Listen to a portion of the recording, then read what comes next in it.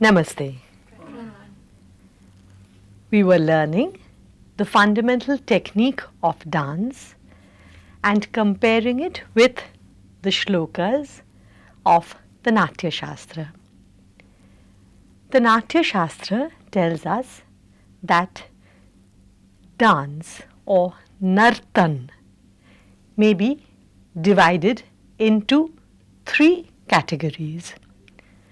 The first is abstract dance. Can you name the term for abstract dance? Nritta. Nritta is abstract dance in which movements are executed for their own beauty. Now, even after the Natya Shastra, various other treatises have been written on dance and music. And Dhananjayam in Dash Rupaka says that Nritya is based on Tal and Laya. Tal and Laya are the anchoring elements of Nritta. Now, this is very true with reference to Kathak, and you have learnt tals and layas. Tal is a structured metrical pattern in which the beats are at regular intervals, and laya is tempo or the speed in which you execute the dance. Then we have expressive dance. Name the term? Nritya. Nritya is expressive dance. And Dhananjayam tells us that this is based on raga, melody, which also naturally includes lyrics. Generally in Nritya, we have certain moods or certain sentiments that are being conveyed. A story need not be conveyed. It is a particular situation, a particular feeling of a certain person. Sometimes it may be the feeling of bhakti or devotion towards your God. Again, it might be a certain sentiment or situation in love. Then we have the third category of dance, which is Natya or dramatic dance. In dramatic dance, we have a drama in the sense that there are several characters, there is a plot, there is a movement forward in time. That means the item begins at a certain point of time, and through the interaction between different characters, it moves forward and ends at another point in time. There is a storyline, and there are various sentiments and feelings because different characters portray different feelings and sentiments, and there are different situations which evoke these feelings. So, Nritta, Nritya and Natya. Then we had discussed rasa and bhava. Let us hear the shloka from the Natya Shastra that enumerates the rasas.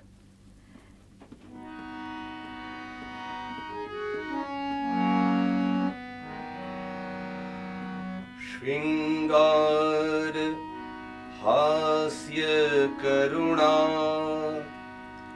रौद्र वीर भयानका बिभत्साद अद्भुत संज्ञो चेत्यष्टौ नाट्ये रसा स्मृता.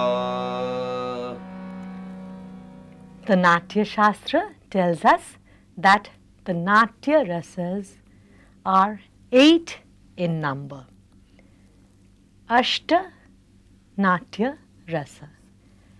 And the shloka enumerates all the rasas. So, can you name them one after another? Shringar, Hasya, Karuna, Raudra, Veera, Vayanaka, Bibhatsa, Adbhuta. Right. Shringara, Hasya, Karuna, Raudra, Veer, Bhayanak, Bibhatsa, Adbhuta. Now, drama has always been a very important part of any highly civilized and cultured society. Now, when dramas were being presented in India in various forums, the same was being done in Greece. Somehow, people who are writing treatises have always wondered that why do people see the drama? What is the importance of drama or dance in our lives? Now, Aristotle, who was the private tutor of Alexander the Great, he wrote a very famous treatise called The Poetics. And there he says that after seeing a drama, the audience experiences some feeling, and he defines that as catharsis, the effect of the audience's mood or sentiment or emotion after seeing a drama. But we can proudly say that our Natya Shastra does not only define this feeling as catharsis, it actually states 8 different sentiments that the audience can realize or the audience can experience after seeing a drama or a part thereof. They can either experience Shringara or the romantic, often called the erotic sentiment, Hasya. They can be full of laughter at seeing something comic, Karuna, at seeing a sorrowful scene or situation.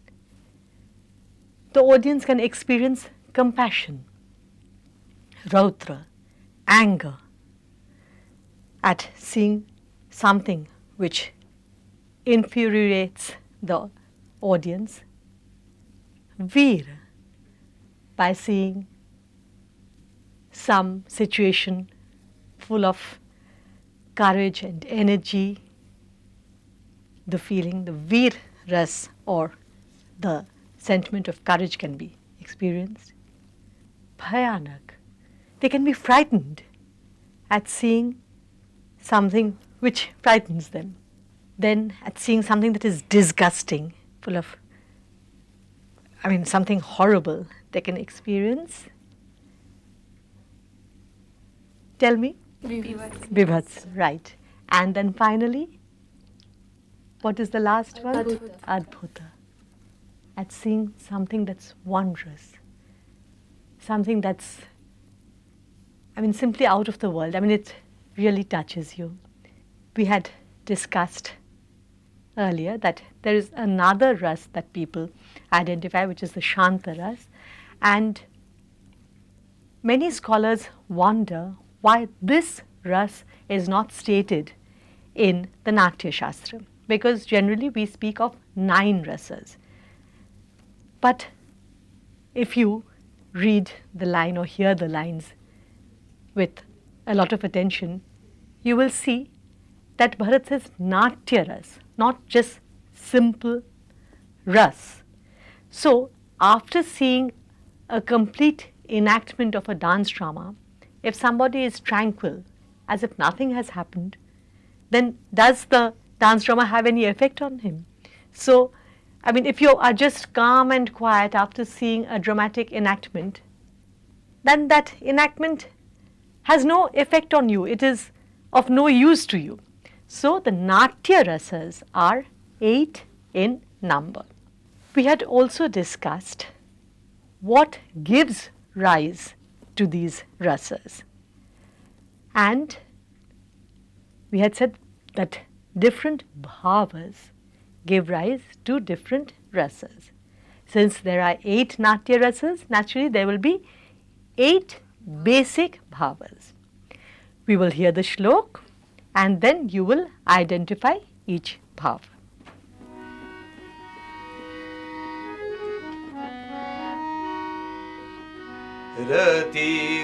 रतिर्हासश्च शोकश्च क्रोध उत्साहो भयं तथा जुगुप्सा विस्मयश्चेति स्थायी भावा प्रकीर्तिता. These are the 8 basic bhavas. Now, I would like you, like one of you will state the bhava and someone else will name the rasa that goes with the bhava. So, the first one? Rati. Shringar. Yes, from Rati you have Shringar. Rati is where you show something that makes you a little excited in a romantic way, and Shringar is the sentiment that you experience. Then the next one? Hash. Has. So when you see something comic, then what is the rasa? Hashya. Hasya rasa. From has you have hasya. Then Shoka. shoka. Shoka is when you experience sorrow, sadness, and Karuna. karuna rasa. Good. Then the next? Growth. Yes. What is growth? Anger. Anger. And with growth goes Raudra. Raudra rasa, when you're very, very angry. Then, Bhai. yes, bhai is another one, but then immediately after Raudra comes, Utsaha. yes, Veeras, and that which makes you feel the rasa of Veer is Utsaha.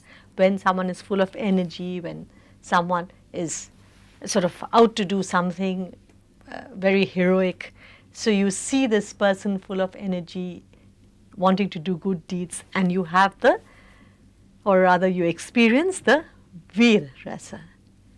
Then, Bhai. bhai. When you're frightened, a situation or a certain person makes you frightened. And in fact, the Natya Shastra also tells us that this can be genuine, and again, it can be, a sort of a put-on feeling, like someone shows that someone is afraid of a king, or maybe you're showing that you're afraid of me. Okay, so that is also, like an expression of bhai, and the rasa is. Bhayanak. So when you see something that frightens you, you're frightened. So from bhai is bhayanak. Then, Jugupsa. yes, jugupsa, when you see something that is disgusting, horrible. And what is the rasa? Vibhatsa. Vibhatsa. And finally, Vismaya. vismay. When you are full of wonder at seeing something wondrous, something out of the way, something which really touches you and makes you feel wonderful, then you experience the Adbhuta rasa. Now, in the last lesson, we had discussed the 4 abhinayas. In fact, we have constantly been discussing these, and we will hear the shloka, because although we know many of these terms, it is always good to identify them with the Natya Shastra, because this is a very, very authoritative text. So, the shloka discussing, or rather enumerating, the 4 abhinayas.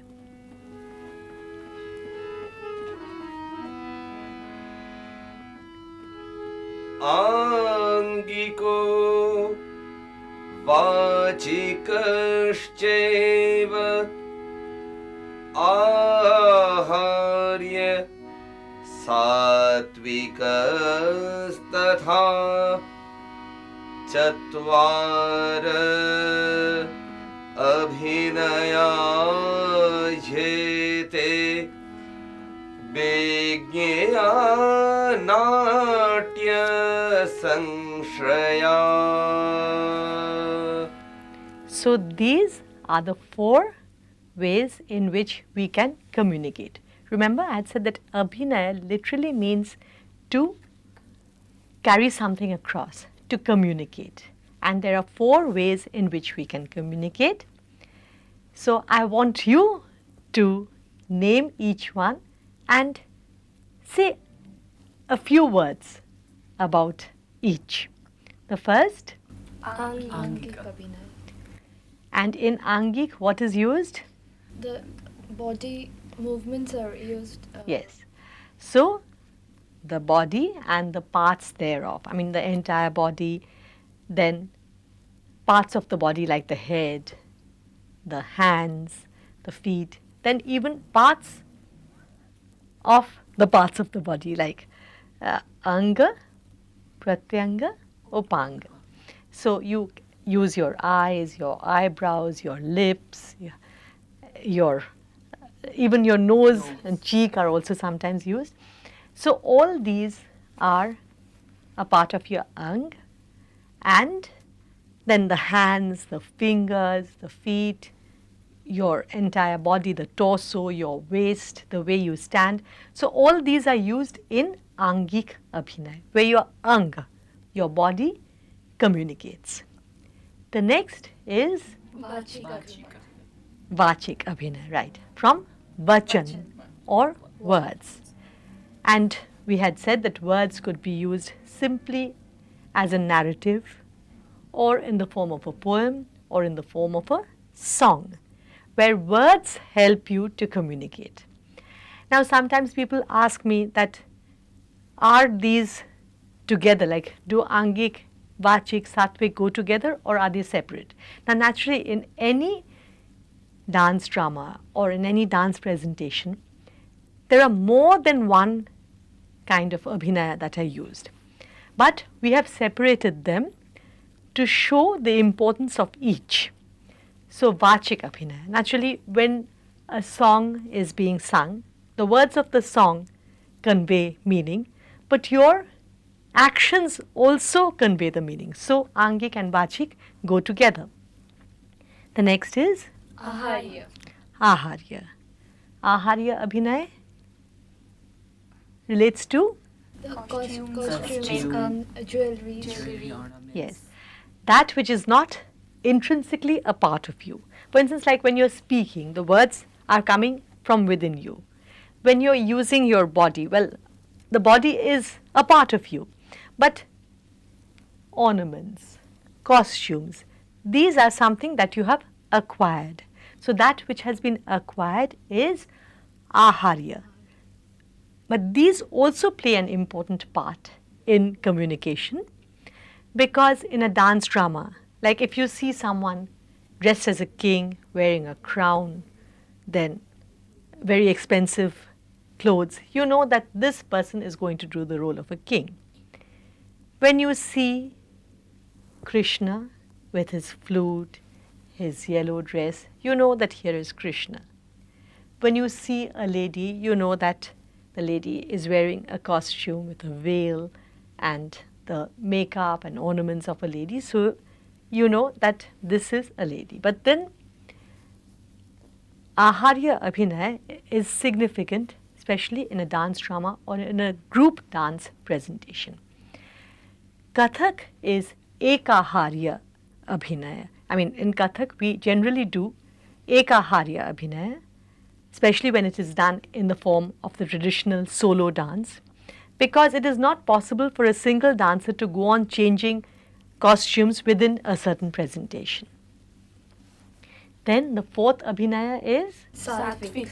yes, Satvik, from Sattva, or the energy within you, that which emanates from your mind and your own self, And this Satvik Abhinaya is very important because unless you have the feeling and the realization within you, it cannot be expressed outwardly. It is an involvement.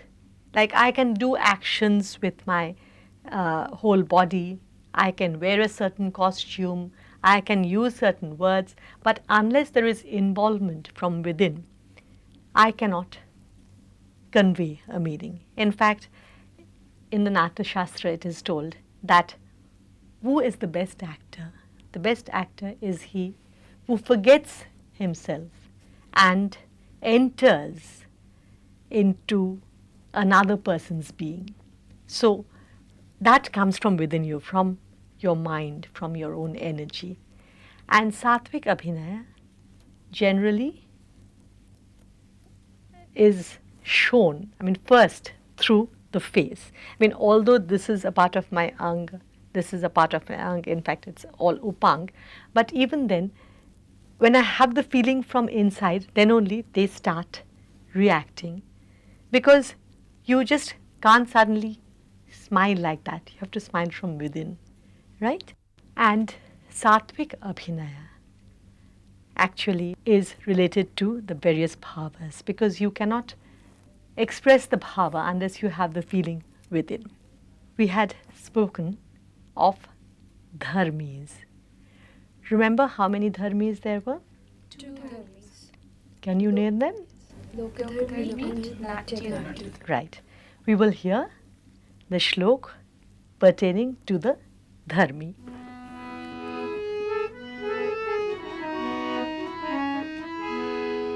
Lokadharmi, Natya dharmi, dharmi tu dvividha smrita. So, there are two kinds of enactment or two methods. One is Lokadharmi and the other is Natya dharmi.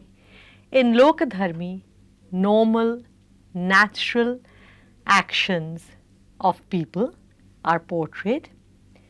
In Natya dharmi, these actions and situations are stylized. Then we had also discussed 4 vrittis or 4 modes of presentation. The vrittis: Bharati, Satvati chaiva,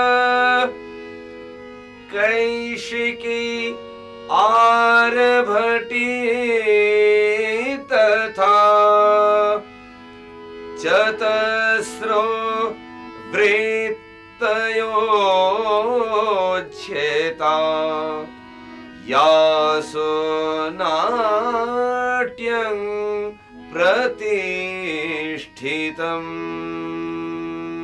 So 4 vrittis: Bharati, Satvati, Kaishiki and Arabhati. In Bharati, words are given more importance. In Satvati, it's the energy from within that is given more importance.